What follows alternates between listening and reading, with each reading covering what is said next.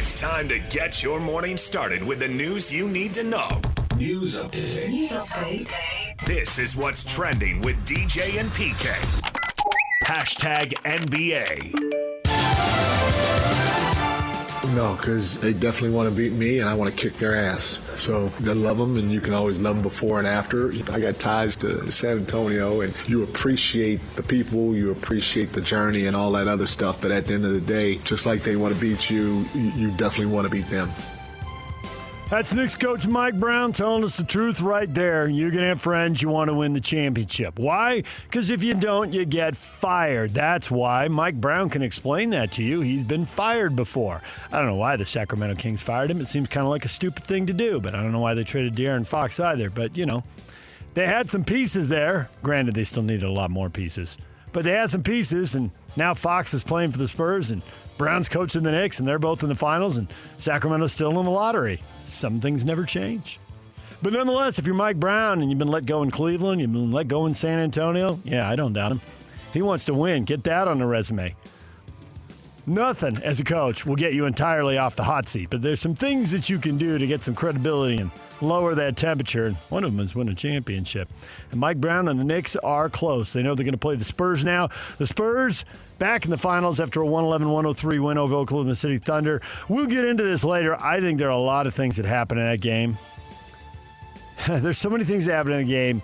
The things we hate about the NBA, the things people complain about, they all happened in that game. The game itself was great because there's going to be a winner and a loser, as PK always says. The Spurs got up. The Thunder punched back. The Spurs answered. We got to halftime. Thunder made a run and took the lead. Spurs punched back. Spurs, again, had problems with the Thunder. They made another run. The Spurs came. And then the Spurs, I thought, really did a good job in the fourth quarter. And I was really impressed with their young guys. There's no way I could pick them. Well, I could pick them to go to the conference final and play the Thunder. It's the series we all wanted to see since, I don't know, October, November, December. I think we had some unity in the community on that one. But you get into the series and what's going to happen, trusting 20, 21, 22-year-olds. And sure enough, early in the series, you guys like Castle with 20 turnovers in the first two games. Couldn't catch passes, dribbling off his foot, all throwing the ball into the stands, all kinds of terrible things. And there was a lot of defense of, Fox is out and he's got to run the offense. He's not ready for it. But the turnovers were so bad. They were so bad. But, man, you look at him in Game 6 and 7 when they had to win. That's a guy who's playing much better. That's a young guy who made a lot of progress. I thought Harper was really good. Also, obviously, Wembayama was. So if you hate teams tanking going to the lottery, bad news. The guys who were picked 1, 2, and 4 all came up big in Game 6 and 7. They had to be looking in the mirror thinking, yeah, let's go. I got this. Let's go. They have a ton of confidence. And other teams are going to keep tanking no matter what the rules are because that's how you get those guys. All right, there were more ugly trends in that game, even though it was a very entertaining game. And now it's Spurs and Knicks starting Wednesday night. Another year, another champion. We're about a quarter of the way through the league now, mixing and matching. We haven't gotten to a third yet. We're a quarter of the way through the league with different teams winning the title and nobody sustaining anything. We're going to have 9 champions in 9 years. I thought it was 8 and 8. It's 9 and 9, huh? Per law, who I trust on most of this stuff. No, I'll go back and count that up then. All right, that gives me something to do during the break. Cool, thank you, Yak. Sixers hired Mike Gansey away from the Cavaliers to become the new president of basketball operations. He'll team with Bob Myers in directing the Sixers going forward. The Orlando Magic set to hire Spurs assistant coach Sean Sweeney as their new head coach. He beats out Billy Donovan and Jeff Van Gundy for the job as a first-time head coach. Man, it is good to have the Spurs on your resume, isn't it? The Jazz current head coach, Spurs on the resume. The Jazz previous head coach, Spurs on the resume. There's Spurs people all over the league. All right, more on the NBA coming up next with the question of the day. DJ and PK. Hashtag NFL.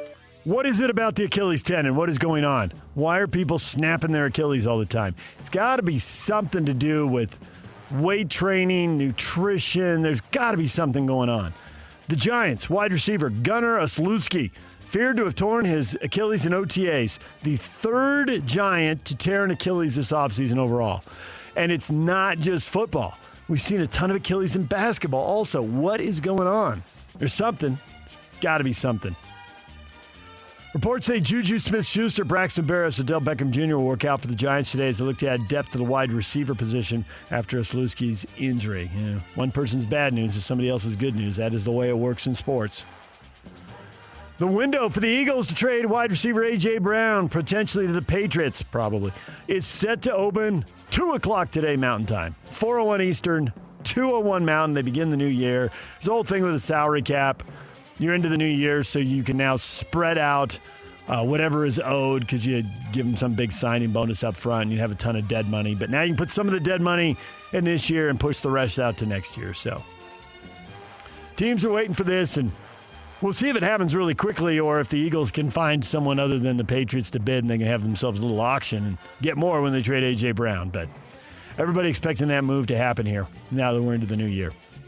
Vikings have hired Nolan Teasley as their new general manager. They had not had a GM since they fired theirs January 30th. Kwesi Adolfo-Mensah was fired January 30. Teasley rose from intern to assistant GM for Seattle over 13 years. And now he'll run the Vikings. Man, that guy's going from what might be the best division of football to what might be the best division of football. Who's really got it together? AFC West, NFC North? Those are the three divisions where you can pretty much count on 3 teams being really good. And maybe all 4. I think the North last year didn't have any teams with losing records. The West is really good, but the Raiders are terrible. And the Cardinals in the NFC West. Sorry about that, guys. A lot of competition in those divisions, though. All right, DJ and PK. Hashtag college football. Brendan Sorsby is going to spend a Monday in court seeking an injunction to allow him to play quarterback for Texas Tech this fall. Texas Tech filed an appeal to ask the NCAA to reinstate him after they said he would not be eligible. His court hearing starts at 8 a.m. our time. I would bet he's got better odds in a court hearing than he's got in the NCAA, but they're going to try all roads, so we'll see where that goes. I think the deal for Texas Tech is even without him, they can still have a good quarterback in Hammond. What they don't have is a backup if there's an injury. And they got to get Hammond healthy, and that may not be till Game 3 if he's even a little late. Game 3 is Houston, which is a big game in the conference.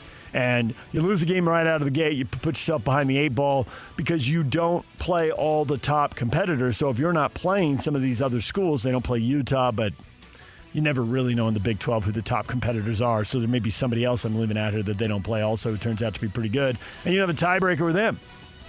Hate to lose a tiebreaker at 8-1 because you can't get in.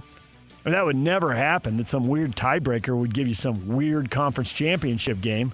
Looking at you, ACC. Big 12 is the first conference to be in full alignment and have all its member schools agree to sign the participation agreements with the College Sports Commission, the agency that was created last year to police name, image, and likeness payments for Power 4 leagues. That suggests that the Big 12 has less money than everyone else because the teams that don't want to sign are the teams that don't want to adhere to the $20 million limit on NIL. They want to go over it. And all the teams that have more money want to go over it. Well, and in related news, the Big 12 sent a letter to Senator Cruz and Senator Cantwell, who have introduced this new proposed bill in the U.S. Congress saying, yes, please pass this, because to your point, they're trying to level the playing field. So, not to get too deep into the weeds here, but there's some speculation, and I don't know where it comes from because I didn't get far enough into the weeds, but there's some speculation that they're worried that in the last second in legislation, that would never happen in legislation. There'd never be last second changes. That the language that says you can form the collective for the broadcast agreements will turn into you must form. The Big Ten and SEC are apparently worried about that. So if suddenly senators from, say, Nebraska or Alabama are suddenly, no, that'll scuttle the whole deal.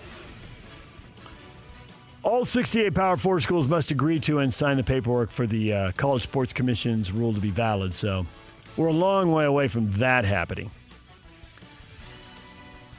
DJ and PK. Hashtag Major League Baseball.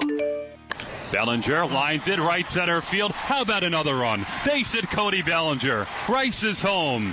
And the Yankees with a 13-run third inning. Lucky 13 in Sacramento. And it's a Bellinger RBI single. Another 3-2.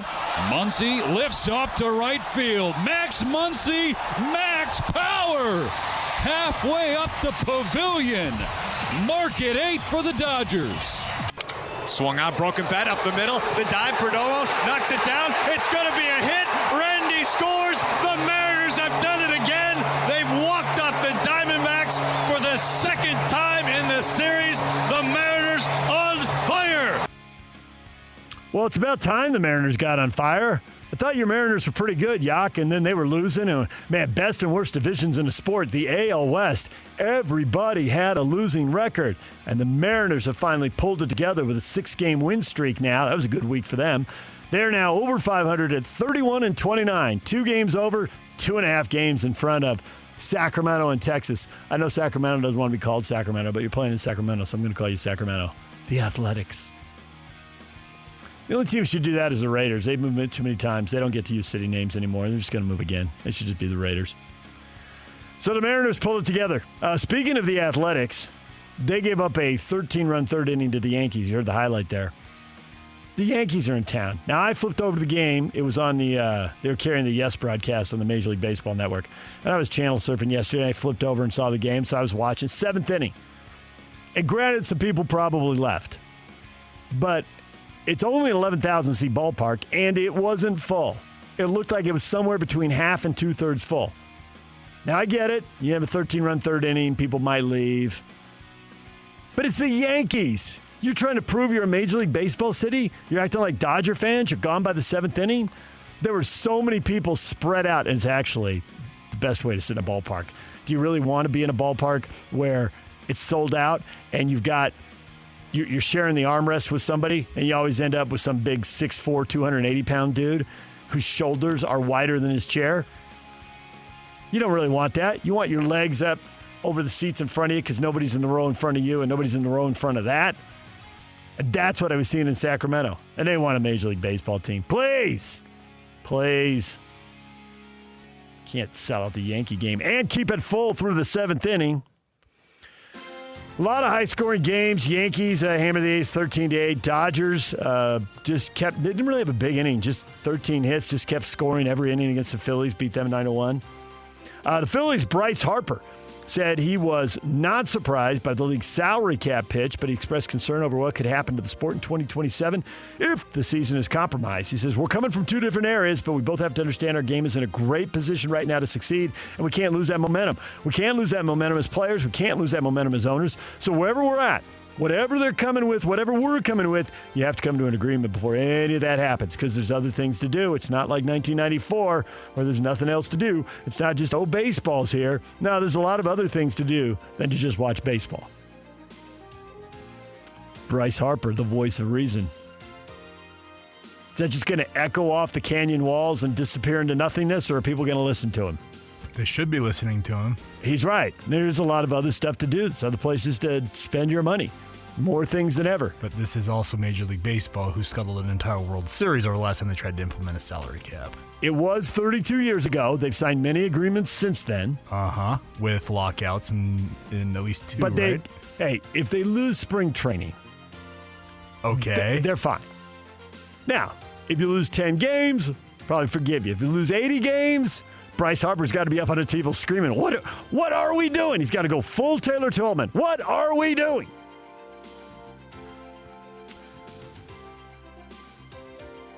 Bees beat Round Rock 8-6 in the series finale. They split a 6-game series, and they start hosting Albuquerque tomorrow. They'll be back at the ballpark.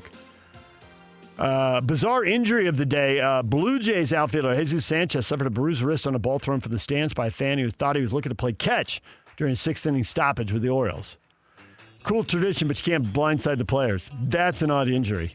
Mostly when I hear weird injuries, I figure guys are just lying, trying to cover up for who knows what stupid behavior. In this case, if it happens on the field with everybody there, that's good. Then the player can say, nope, we all saw it. You gotta give credit to Sanchez. He said, like, hey, they thought I would look up to the crowd, like, hey, let's play catch. Yeah, and he could just be looking up at the crowd just because you gotta look somewhere. He said, all of a sudden they thought I was.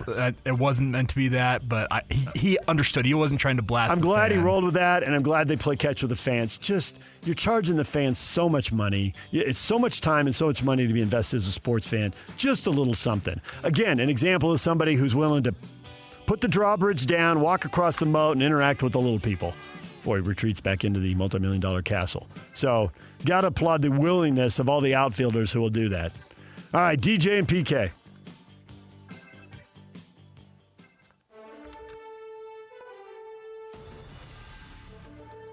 What is this music, Yak? I never know. This is like, I think it's one of the themes from one of the World Cups that okay. I think it might be Fox from like the South Africa. Yeah. Well, we're hitting the World Cup break here. The U.S. men's national team beat Senegal 3-2 in the first World Cup tune-up friendly. These things, it's a borderline inter-squad scrimmage. You see in it what you want to see in it. If you win big, you worry the other guys aren't any good or they weren't trying. You mean switching out 10 players at halftime is not a big deal? Well, and I get that. You got to spread the minutes around. You don't want guys to get hurt. Yeah. You don't want guys exhausted. You want to see different players together. And you're going to rotate through, whether it's substitutions or change up the lineup game to game, so multiple guys need to play. I totally get that. But to your point, that's a great example of why it's not real. Now it's 3-2, and you can sit here and go, oh, the goals look so good, But they gave up 2 goals, and how much of that was self-inflicted, and so you can obsess about that. And it was also Sadio Mane, who's one of the best wingers in the world, still to this day. Yep. So everyone can obsess about that, but better to win than to lose. Christian Pulisic's back on the score sheet, so we're good. So that looked good. Yeah. Goal and an assist, right? Royals pushed their unbeaten streak to 10 straight matches. They gave up a late penalty and finished 2-2 in Portland. So San Diego, with a win, jumps by him into first place. Utah and Portland tied for second, 1 point back in the National Women's Soccer League, a 16-team league, no divisions, no conferences. So tied for second out of 16. The Royals need to maintain that momentum after the World Cup break because this is clearly, far and away, the best they've ever played, the best results they've ever gotten. Now they've got to keep it going after a long break here for the World Cup. DJ and PK. #golf. Russell Henley reeling off 3 straight birdies in the final 3 holes to force a playoff against Eric Cole, and then he won the Charles Schwab Challenge with a birdie on the first playoff hole to collect $1.782 million. How crazy that they can play for 4 days. It just routinely either tied or one-shot wins. It happens so often. Every once in a while you get that blowout, which I guess we had at the PGA Championship, but it's so rare. Patrick Fishburne tied for 54th at even par. Tony Finau and Zach Blair missed the cut at the event. Tony Finau, is it just, has he caught the rabbit? Well, he had a good week last week. He had his tied for 6th, his best start of the season. And then I'm thinking, is he going to build on it? And the funny thing, he misses the cut. Yeah, the funny thing about this is it's a par 70 course. He went 70-70, so he was even par, still missed the cut. So showed you how competitive this field was. What is trending is brought to you by Shamrock Plumbing. There's no job too big or too small. Get the personal touch with Shamrock Plumbing. Coming up 8 o'clock, Jay Stevens, NHL Insider and host of the Utah Puck Report for KSL Sports, will join us, and we will talk Stanley Cup Final with him. Ben Anderson, Utah Jazz Insider for KSL Sports, a co-host to Jake and Ben, will join us at 9 o'clock to talk about the NBA Finals and the matchup, the Knicks and the Spurs, and what we learned from Game 7.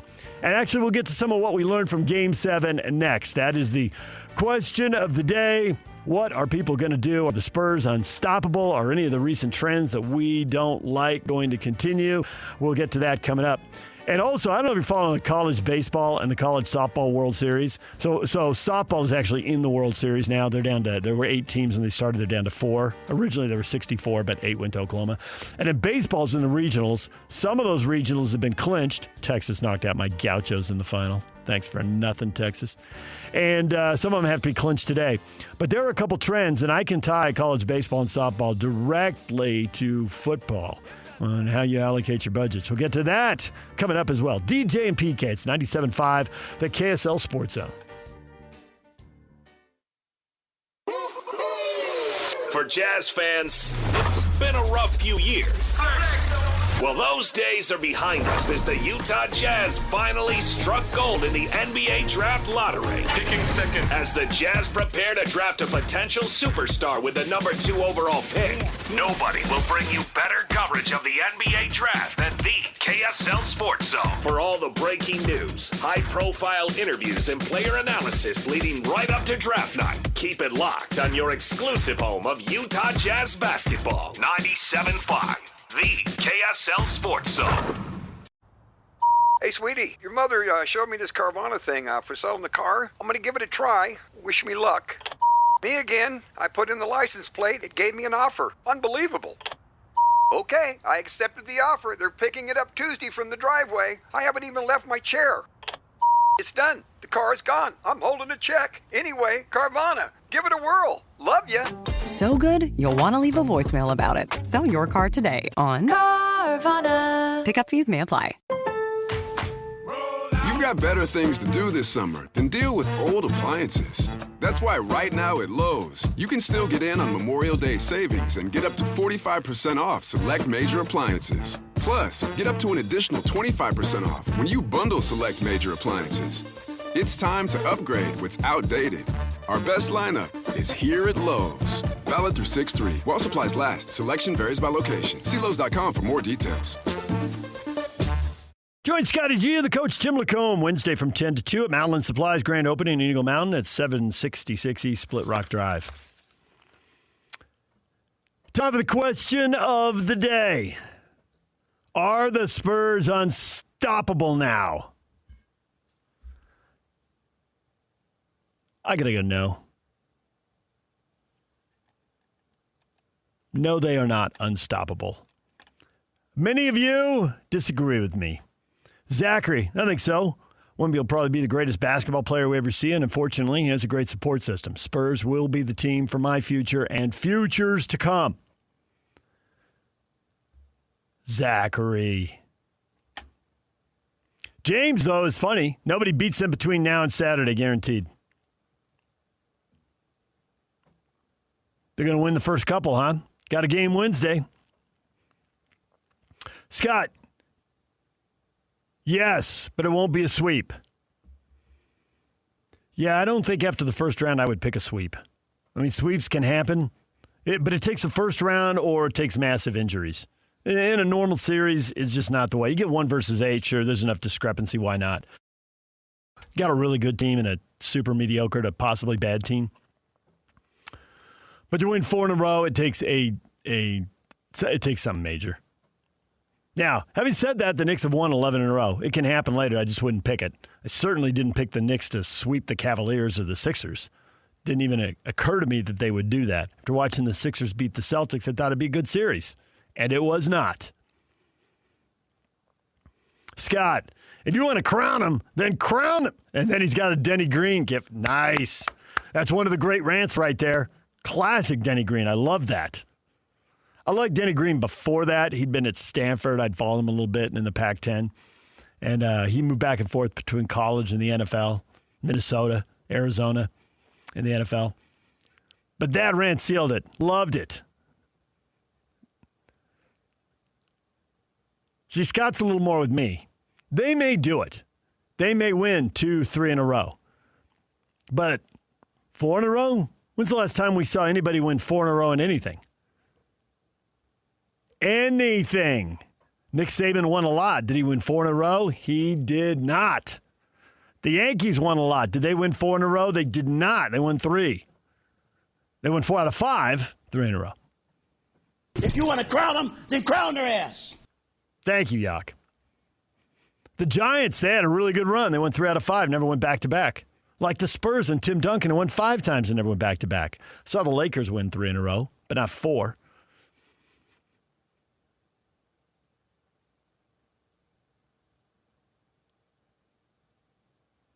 Patrick, I think the Jazz could beat them in 5 this year if they really tried. Patrick? Easy does it there, Patrick. In 5. Got to slow down on that. Here's the problem with saying anybody's unstoppable. I just got told the Oklahoma City Thunder were unstoppable. And I thought, I get it. They're young. They got that core together. They got a lot of draft picks. They could keep it rolling. But they did need 2 7-game series last year. And to their credit, they won both the 7-game series. But, Yak, what was they saying earlier in the series when we had Barry Trammell on? The Thunder like to play with their food. They don't put teams away, and you can't win all the Game 7s. Sometimes guys come up big, and I thought the Spurs had multiple guys come up big. I mean, Victor Wembanyama, I thought he came up big. had some big hoops. I mean, the 22 points isn't a massive number, but they had 7 guys in double figures. The ball was moving. And so Big Vic is getting a lot of attention, sometimes even before he catches the ball. Other guys have to score, and other guys did. But he was 7 of 15. He was 3 of 5 from the three-point line. He had his 7 boards. That whole team boarded. They had 5 guys with 6 or 7 boards. Everyone scored. Everyone boarded. And Vassell, Castle, rock solid. And off the bench, Dylan Harper with a big roll off the bench. Castle got loose with the ball at the end of the game. I thought he had a good game. The fourth quarter, it did get a little dicey at times. But I still like the game those young guys played. And we got to say to the Thunder, I mean, Holmgren, that was terrible. 4 points on 1 of 2 shooting. You got to take more than 2 shots. You got to be more involved than that. You only had 4 rebounds in 33 minutes. You got out-rebounded by 5 players on the other team. You got out-rebounded by 4 players on your team. You're Chet Holmgren, man. You're 7 feet tall. You can't be the 10th best rebounder in the game. And yet, and it wasn't just Holmgren, Hartenstein. Holmgren and Hartenstein, when they won Game 5 and went up 3-2, both had really good games. They both scored. They both shot it efficiently when they got their shots. They both scored. They both rebounded. Really strong game from those guys in Game 5. But they couldn't replicate it, so they helped them get that 3rd win in Game 5, and they couldn't find the 4th win in Game 6 or 7. Caruso, 3 for 14. Yikes. When he was good, they were good. Now, there were some other guys who could have helped the Thunder, but they couldn't play. I mean, Jalen Williams is the second leading scorer, so obviously him, and A.J. Mitchell was coming on in the playoffs somewhat unexpectedly. His role kept getting bigger, and he kept coming through, and people were amazed. And they were both out with injuries. So this leads to, is anybody really unstoppable in this era? The injuries are piling up big time, and both these teams are vulnerable to them. And I think the lesson that people are going to take out of this Game 7, aside from why didn't the Thunder win, did the Spurs win, are the Spurs going to keep winning? I think the lessons people are going to take away are going to frustrate all of us. There are a lot of you listening who don't like the number of three-pointers taken in the current NBA game. We'll get to that. There are a lot of you listening who don't like the fact that stars don't play in a lot of games, and they sit, and that whole Stockton and Malone 82-game vibe, or that Thurl Bailey, was it 83 or 84 he played the year he got traded to Minnesota? It was more than 82. It was 84. It was 84. Because he got traded and then played the 2 extra. Yeah. Right. Because of the way their schedules, yeah.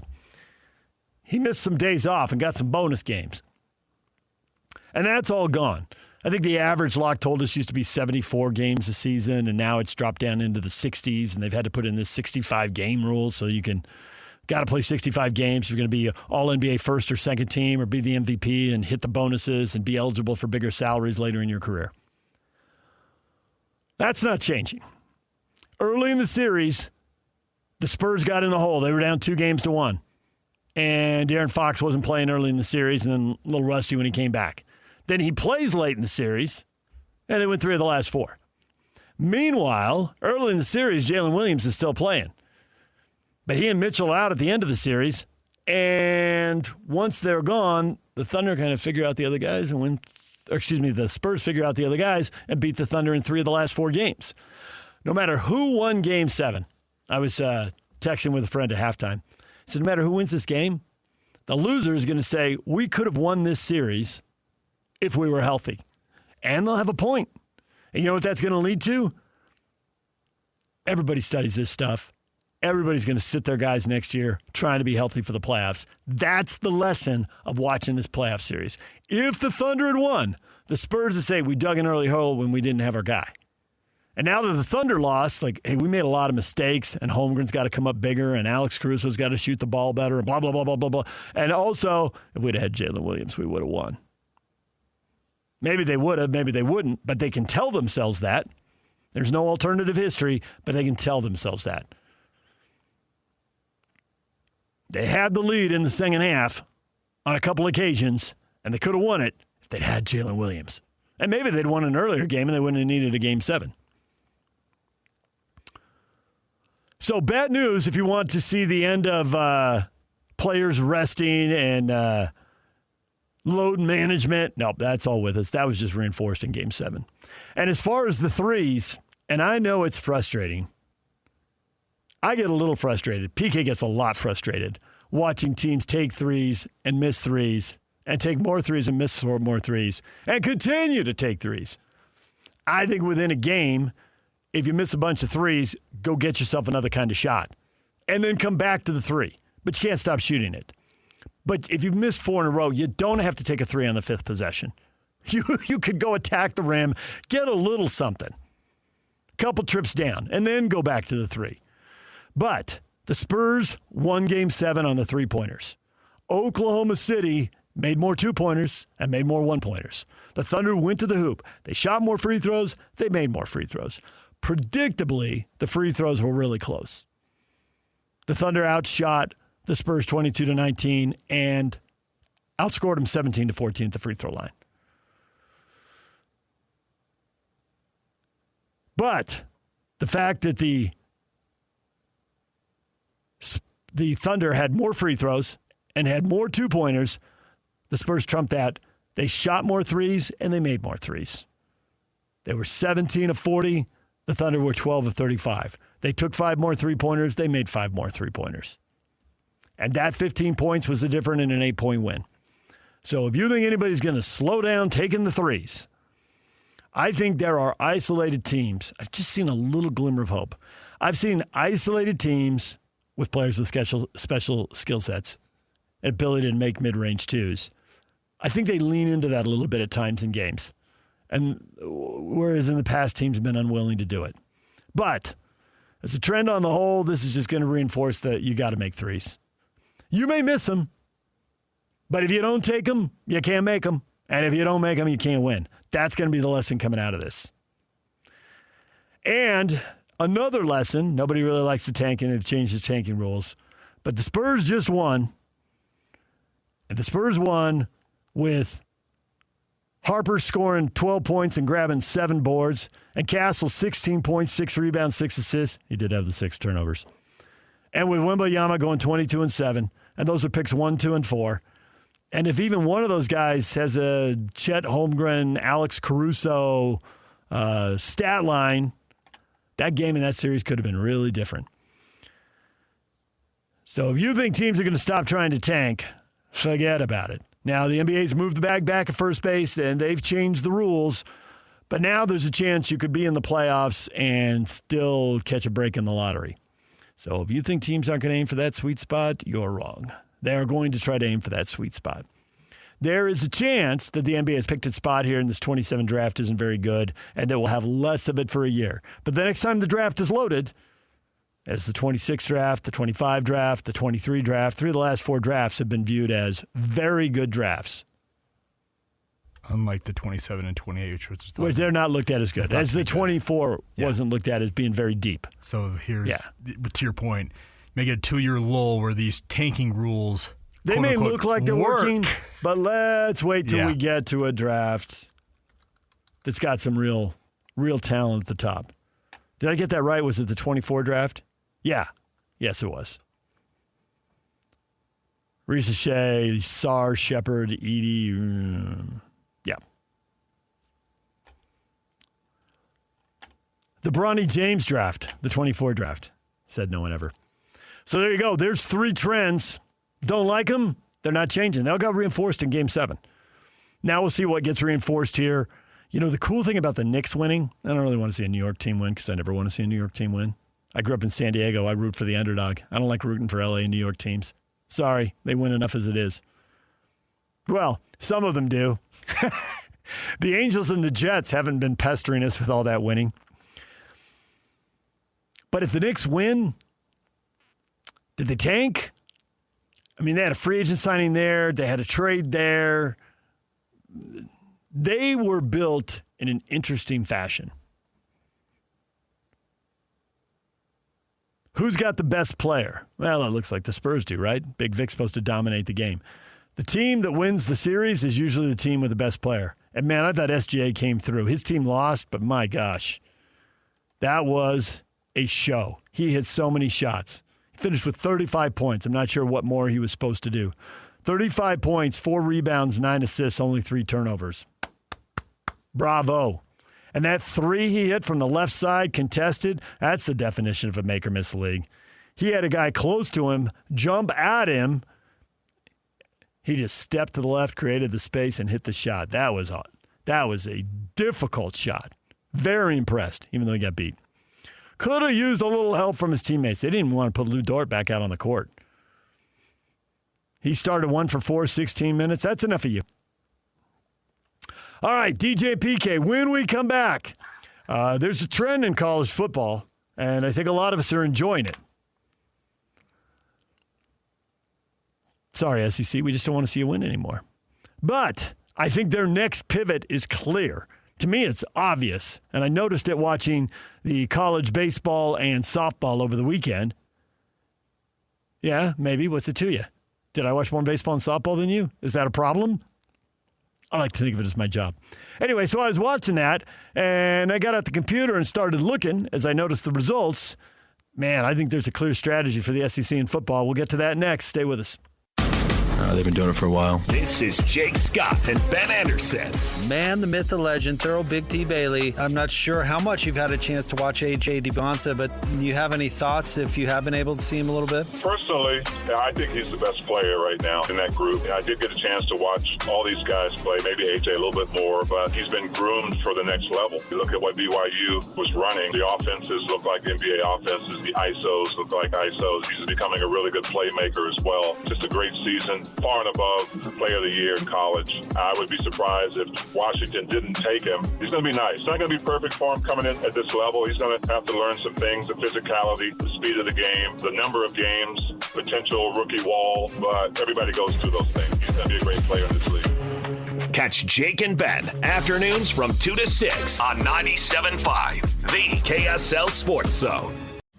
I sold my car in Carvana last night. Well, that's cool. No, you don't understand. It went perfectly. Real offer, down to the penny. They're picking it up tomorrow. Nothing went wrong. So, what's the problem? That is the problem. Nothing in my life goes as smoothly. I'm waiting for the catch. Maybe there's no catch. That's exactly what a catch would want me to think. Wow, you need to relax. I need to knock on wood. Do we have wood? Is this table wood? I think it's laminate. Okay, yeah, that's good. That's close enough.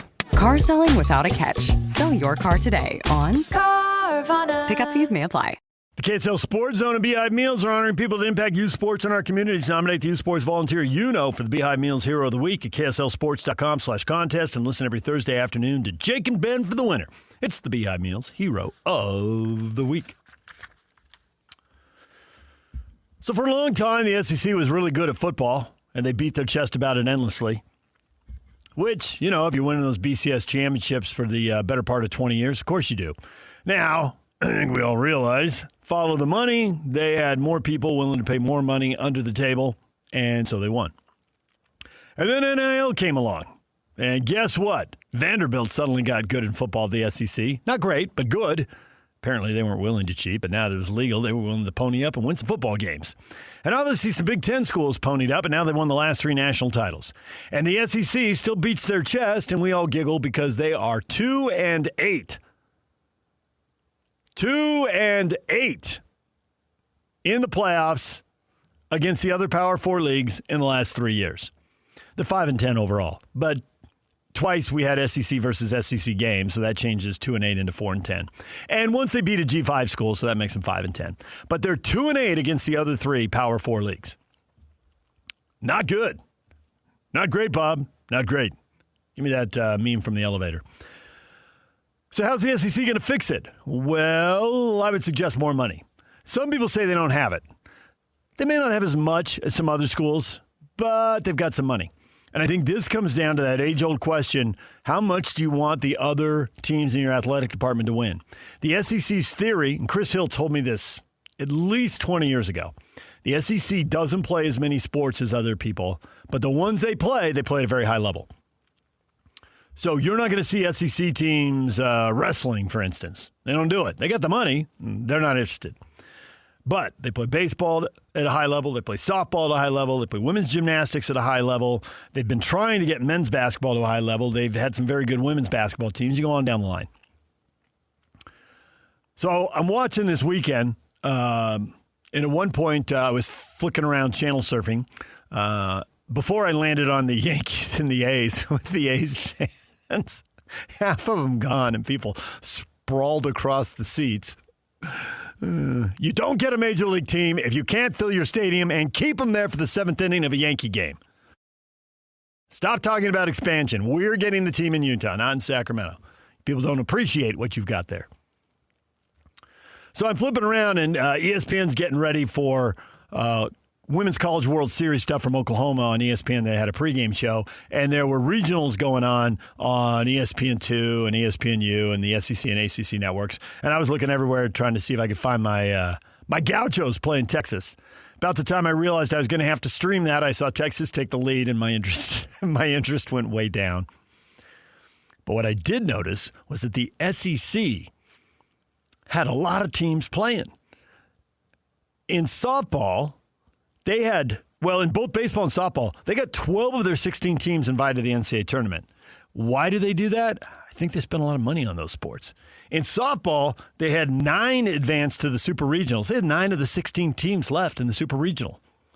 They had 5 of the 8 that went to Oklahoma City for the Women's College World Series, and they're down to 4 teams in that tournament now, and it's 3 SEC teams and Texas Tech.